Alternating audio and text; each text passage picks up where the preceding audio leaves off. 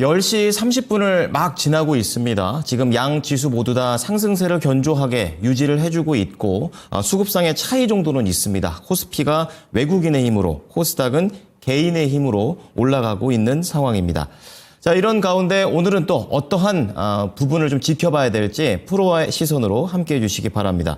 자, 오늘은요, 바로자산 운용의 윤정식 상무입니다. 상무님, 안녕하십니까? 네, 안녕하세요. 네. 자, 시장이 최근의 상승세와 비교를 해봤을 때는 오늘 약간 좀, 약한 부분이 있는데요. 자, 이러한 부분에서 어떠한 시선으로 보시는지 하나씩 보겠습니다. 오늘의 주제 공개합니다. 자동차주, 외국인의 귀환이 지속될까가 되겠습니다. 사실 어제, 그리고 상당히 강력한 흐름을 좀 보여주고 있는 완성차였었고, 오늘은 약간은 좀 쉬어가는 모습을 보이고 있습니다. 자, 그런 관점에서 이 자동차주들의 이런 상승, 아무래도 좀 예사롭지 않게 보시는 것 같은데요. 어디에서 이유를 찾아볼 수 있을까요? 네, 우선 자동차주가 우려감이 많았습니다. 주가가 많이 떨어졌죠. 밸류업 기대감으로 한번 올라갔죠. 실적 피크아웃 우려감도 있었지만 그런 우려감들은 실적이 다시 잘 나오면서 올라갔고 밸류업도 올려놨고, 근데 여기에서 핵폭탄을 한 방 맞았죠. 관세라는 이 미국에서 날아온 핵폭탄을 한 대 맞으면서 많이 떨어졌습니다. 그런데 최근에 다시 주가가 올라가는 모습들을 보여주고 있는데, 대선 이후에 3일 동안 많이 상승을 했습니다. 근데 사실 이 3일 동안 상승을 한 게 이 자동차주의 이유도 분명히 있습니다만, 근데 시장 자체가 굉장히 좋았죠. 요즘 주식시장 보면 사실 별로 할 말이 없어요. 다 좋아요. 굉장히 좋은 모습들을 보여주고 있기 때문에 코스피 지수 차트만 놓고 보더라도 2650선 사실은 뚫기가 만만치 않은 상황이었는데, 이 대통령 바뀌고 나서 외국인이 들어오면서 정말 강하게 좀 올라갑니다. 이 외국인이 3일 동안 3조 원이 넘게 샀습니다. 이렇게 많이 사는 경우 흔치 않고 2600선에서 2800선까지 쉬지 않고 강한 양봉으로 올려주면서 많이 올라갔기 때문에 이 양봉, 외국인의 힘으로 사실 자동차주들도 같이 올라간 거거든요. 시가총액 상위 종목들, 반도체와 자동차 같이 올라가는 그런 모습들을 보여줬기 때문에 시장 상승의 힘이 굉장히 크게 좀 작용하는 그런 모습들이 있었고, 자동차주로 범위를 조금 더 축소시켜 보면 자동차에는 밸류업 기대감이 있습니다. 바뀐 정부, 바뀐 대통령으로 인해서 여기에 사실 이 국민의힘과 민주당에서 이 후보들을 내세웠을 때 양쪽 다 코스피 5천에 대한 얘기를 했었죠. 밸류업을 다시 한번 세워놓겠다. 밸류업에 대한 기대감들이 있으면서 자동차주 올라가는 그런 모습들이 있었고, 좀 전에 말씀드렸던 대로 외국인들이 3조 원 넘게 샀기 때문에 하루에 1조 원씩 샀습니다. 그러면서 대형주들이 다 같이 올라가는 그런 이유가 있었고요.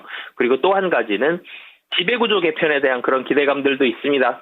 지주사라든지 이런 지배구조 개편에 대한 기대감, 그리고 주주가치 제고를 위한 이런 상법 개정안, 사실 이 지배구조 개편과 상법 개정 이 두 가지가 대통령이 바뀐 거에, 그러니까 이 정치적인 부분들이 안정이 됐기 때문에 외국인들이 국내로 들어오는 이유도 있지만, 이 상법 개정과 지배구조 개편에 대한 기대감들이 있었기 때문에 외국인이 들어온 그런 부분들도 있거든요. 결론적으로는 대선 이후에 외국인 투자자들의 한국 주식시장에 대한 신뢰도가 많이 올라갔고, 불확실성이 이제는 안정이 되어가고 있는 그런 상황들이 있고, 향후에 대한 여러 가지 이 개정에 대한, 개편에 대한 부분들에 대한 기대감들까지 있었기 때문에 외국인들이 국내 증시로 들어왔고, 그러면서 시가총액 상위 종목, 그리고 그 중에서도 자동차를 굉장히 많이 매수하면서 주가를 상승시켰다라고 보시면 되겠습니다. 네. 자, 그렇다면은 이제 이러한 지배구조와 상법 개정적인 부분에서 긍정적인 부분이 있다 얘기를 해주셨는데, 그렇다면 매매 타이밍적인 측면에서 볼 때 어느 정도 이런 부분들이 주가에 반영된 것으로 판단하십니까? 우선 단기적으로, 굉장히 짧은 단기적, 일주일 이내의 단기적으로 봤을 때는 많이 반영이 되어 있습니다. 그래서 지금 시장이 계속 이렇게 3일 동안처럼 굉장히 많이 하루에 50% 이상씩 또 상승하기에는 만만치는 않죠. 조금 숨고르기 해야 됩니다. 3천까지는 좀 바라볼 수는 있겠습니다만 3천이 가까워지면 또 부담스러운 매물이 또 나올 수 있기 때문에 단기적인 부분은 좀 반영이 됐겠지만, 조금만 더 중기적으로 본다라면 지금도 자동차 주가는 좀 긍정적인 상황으로 추가적인 상승에 대한 반영이 좀 더 될 가능성이 높다라고 보시면 되겠습니다. 네. 자, 그럼 앞서서 이제 정책에 대한 부분들, 즉, 이 외부 변수에 대해서 많이 언급을 해주셨는데요. 그렇다면 자체적인 그런 모멘텀, 뭐 예를 들면 자동차가 얼마나 팔렸다든지 뭐 이러한 같은 것들을 추가적으로 보면서 향후 중장기적인 대응을 해야 할까요? 네, 자동차 같은 경우는 앞으로 사실 봐야 되는 게 7월 8일 관세 이 기간이 있는데 이 기간이 끝나갈 때쯤 되면 다시 한번 좀 조금은 출렁일 수 있겠습니다만 지금 미국이 협상하는 다른 나라들을 좀 봤을 때 유예 기간을 준다든지 아니면 조금 더 완화를 해준다든지 이런 시간을 좀 두면서 조금씩 완화되는 긍정적인 흐름들을 좀 보여주고 있기 때문에 이런 주가에 대한 출렁임은 관세로 인한 출렁임이 좀 더 나타날 가능성이 높고요.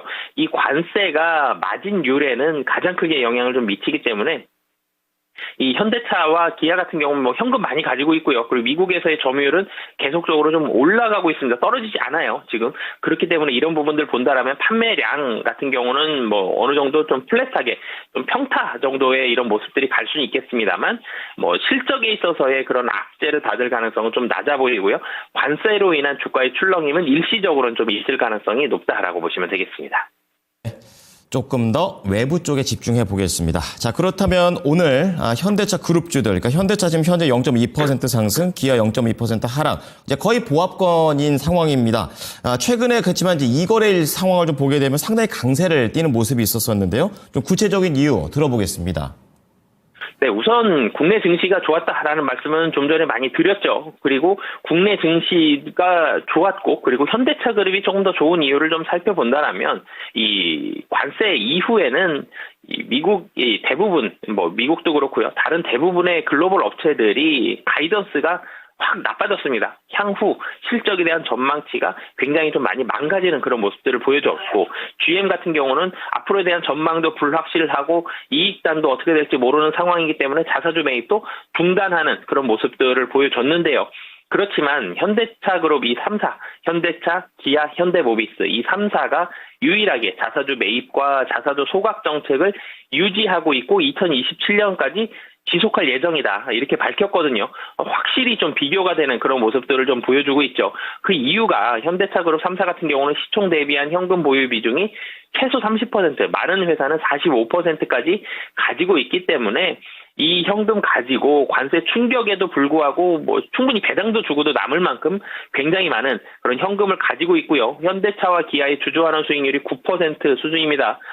글로벌 최고 수준이거든요. 그만큼 주가가 낮다라는 것도 있고요. 주주환원책도 적극적으로 하고 있다라는 부분들도 봐도 될 정도로 뭐 굉장히 이 현대차 그룹은 많은 캐시를 가지고 다른 글로벌 자동차 업체들과는 비교되는 그런 정책들을 좀 보여주고 있다라는 점이 굉장히 크게 좀 작용을 할 수 있고요. 또 한 가지는 최근 들어서 증권주도 많이 올라왔죠. 그런데 지주사도 많이 올랐습니다. 근데 지주사, 현대차 그룹주의 지주사 역할을 현대모비스에서 하고 있는데요. 현대모비스도 마찬가지로 지주사들에 대한 주가가 좀 상승을 하면서 현대모비스가 이 3사 중에서 가장 강하게 올라갔죠. 지주사의 상승과 함께 현대모비스도 주가가 올라오면서 현대차 그룹주가 같이 상승하는 그런 모습들을 보여주고 있고요. 그리고 경쟁사들이 펀더멘털이 좀 타격을 좀 받았죠.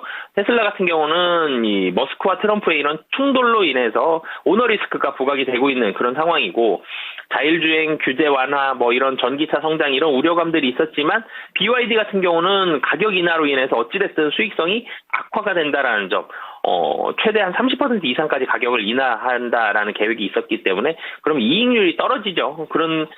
그렇기 때문에 경쟁사들이 이익률이 좀 떨어지고 오너 리스크 가지고 있는데 현대차 그룹주는 그렇지 않다라는 점 이런 부분들이 좀 더 부각이 되면서 국내 증시도 같이 올랐지만 현대차 그룹주가 다른 나라 자동차들에 비해서 좀 더 강한 그런 모습을 보여줬던 이유다라고 보시면 되겠습니다. 네, 자, 근거 있는 자신감을 보여주고 있는 현대차가 되겠습니다. 자, 그렇다면 앞으로에 대한 전망도 긍정적일 것 같은데요. 이제 어떠한 부분들을 좀 체크를 해야 되고 전망은 어떻게 하시는지 궁금합니다. 네, 우선 전망, 뭐, 좀 전에도 말씀드렸지만, 뭐, 긍정적입니다. 이 자동차 같은 경우, 자동차 업종 주가가 12개월 예상 PBR 살펴보면 0.4배 수준입니다. 최근에 올랐어도 0.4배, 0.4점 몇이 됩니다. 0.5배가 안 되는 그런 상황인데, 코스피가 1배가 안 되거든요. 0.9배 정도 수준입니다. 한 절반 정도 되는 그런 상황인데요. 굉장히 가격적으로 싸죠.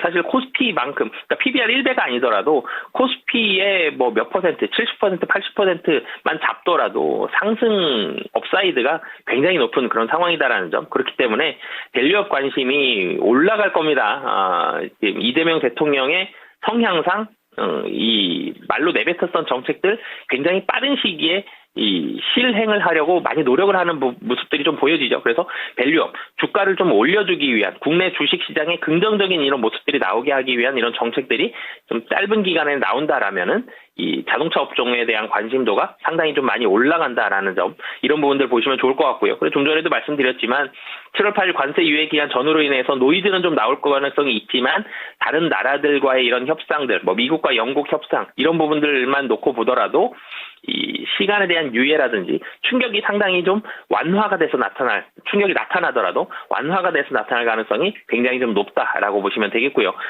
그리고 현대차 그룹이 사실 한 가지 숙제가 남아있죠. 지배구조 개편입니다. 정의선 회장으로의 상속 이슈가 남아있는 상황이죠. 정의선 회장으로 이 상속이 되어야 되는데, 오너가 정의선으로 정해지고 확실하게 지분이 정리가 돼야 되는데 이 부분이 아직 덜 된 그런 상황이죠.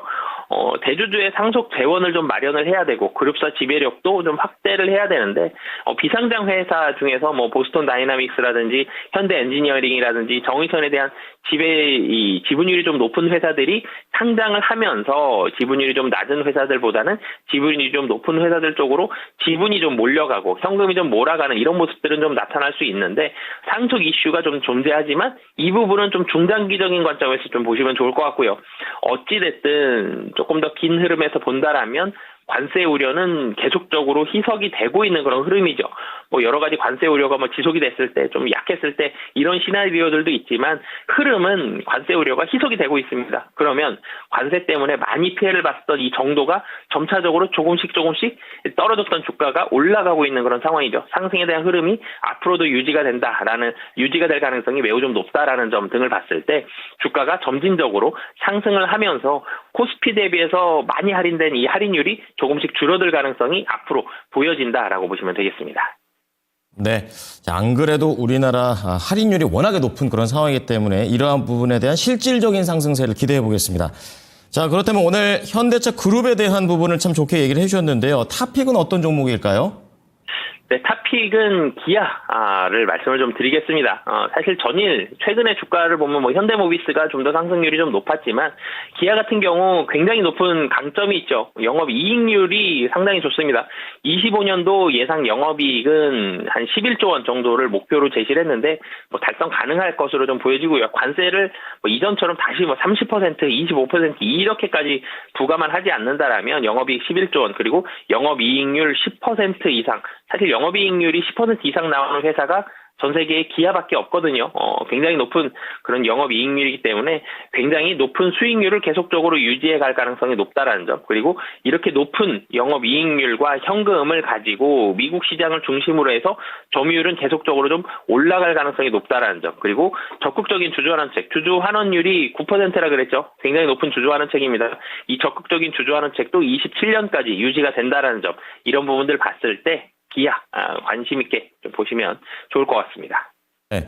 자, 최근에 외국인도 기아를 좀 매력적으로 보는지 계속 사들이고 있는 모습을 체크해 볼 수 있었습니다. 가격 전략 잡아주시죠. 네, 기아가 굉장히 바닥권 4월 달까지 해서는 한 8만 원대 초반까지 좀 떨어졌습니다. 그러다가 9만 원대 중반까지 지금 올라왔죠. 121선 부근에서 오늘 물량을 조금은 소화하는 그런 모습들을 좀 보여주고 있는데 여전히 낮은 수준입니다. 그래서 짧게 보시더라도 이전의 고점들 좀 물량을 좀 소화했던 게 10만 5천 원이거든요. 단기적으로 10만 5천 원 목표 주가 잡고 대응하시면 좋을 것 같습니다. 네. 자, 오늘은 완성차 기아에 대한 탑픽 얘기까지 들어봤습니다. 상무님, 오늘 얘기 잘 들었습니다. 네, 감사합니다. 네, 지금까지 프로의 시선이었습니다.